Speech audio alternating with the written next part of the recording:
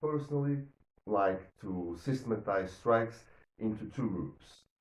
If one starts with a weapon facing forward, pointing forward, facing the opponent, one can start by displacing the lead tip of the weapon straight forward towards the opponent, and so these strikes include the thrust and also sniping actions to the opponent's hands. Or alternatively, one can start by displacing the lead tip of the weapon backwards so that the weapon swings, rotates, before eventually being released forward towards the opponent. And what does this mean? This means that in choosing between these two different types of strikes, one should consider first, or one needs to consider first, the number of opponents he or she is facing. And so, in outnumbered combat, which I've been told constitutes the origin of Jogo do Pau, the scenario in which Jogo do Pau practitioners and instructors focused on when developing the art initially. When facing multiple opponents, for example, one standing in front, another one to the right, and another one to the left, one needs to focus, to rely on swinging strikes, because with one single motion, such as a strike from the right to the left, one has at least the potential to push away both the opponent standing in front and the other ones to the left. In order to perform the same thing with a thrust, this would require the performance of two thrusts, one to the left, another one to the right, and so that would be slower and less effective than pushing away both opponents with one single striking motion. And so the first premise is that, or the first take-home message is that the scenario of facing multiple opponents brings about the need to rely on swinging rotational strikes.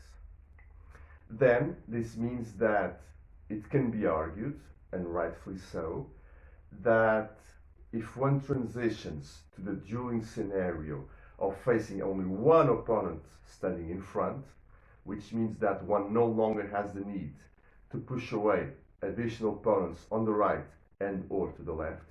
And so within this tunnel-like combat scenario of facing only one opponent standing in front of us, then this combat scenario would be best served through the performance of direct strikes towards the opponent, such as a thrust.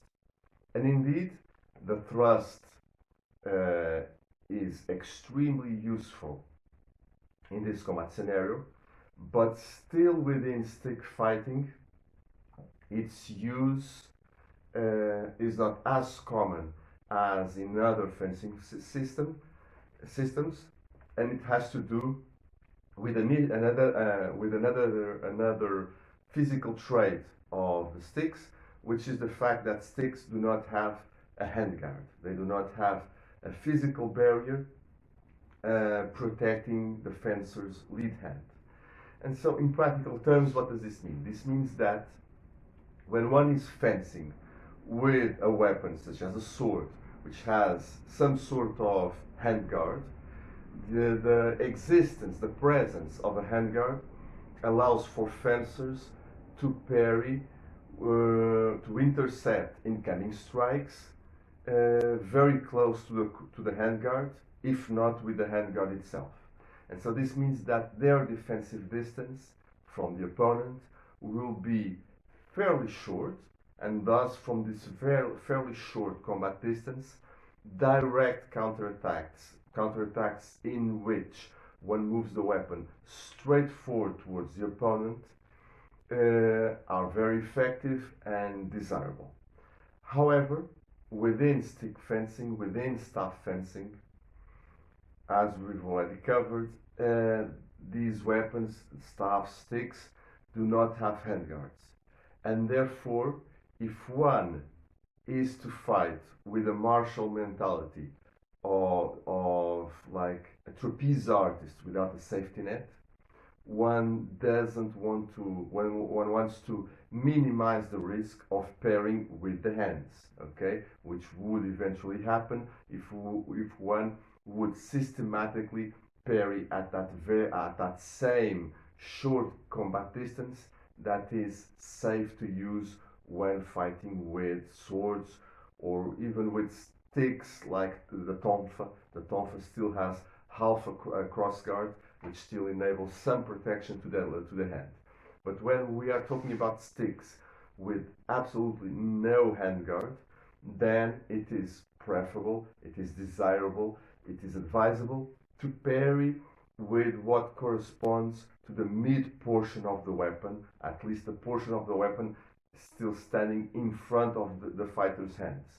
And so if it were to be a sword, the mid portion of the blade.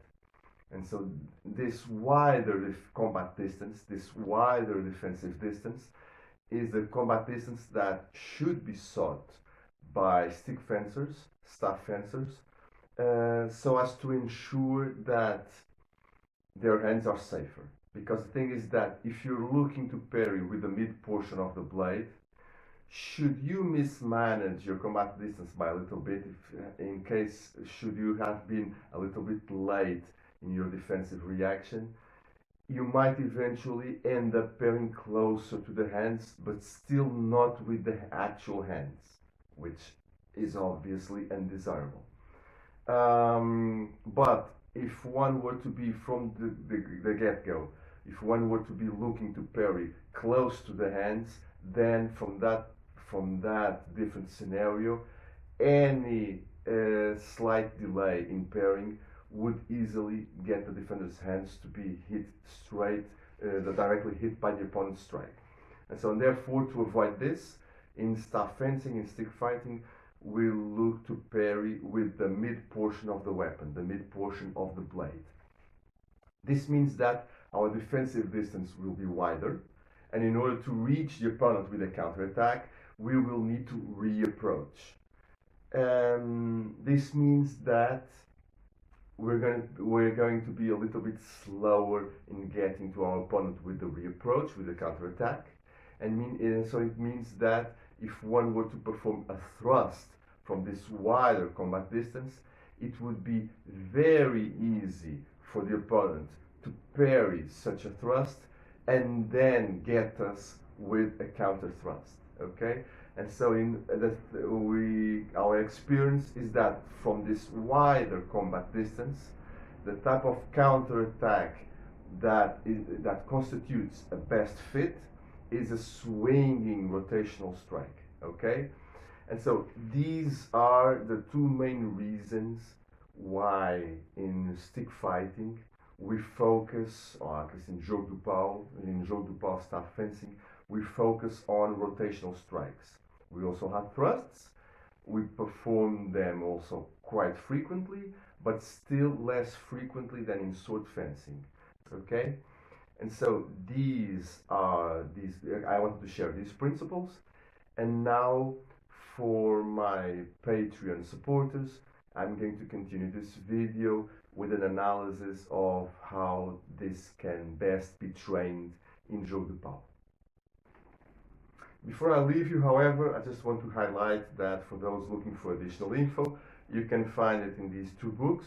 This one on combat tactics, it analyzes counterattack selection, so through a bunch of analysis and also exercises, test games, trainees can easily come to understand how to select counterattacks from their defensive positions. And then a second book on multiple opponent combat, a tutorial organized into 10 lessons that teaches very simply and very effectively how to fight multiple opponents while wielding one-handed weapons such as the baton, walking cane, and also short swords. Okay, then that's all for now. Talk to you soon.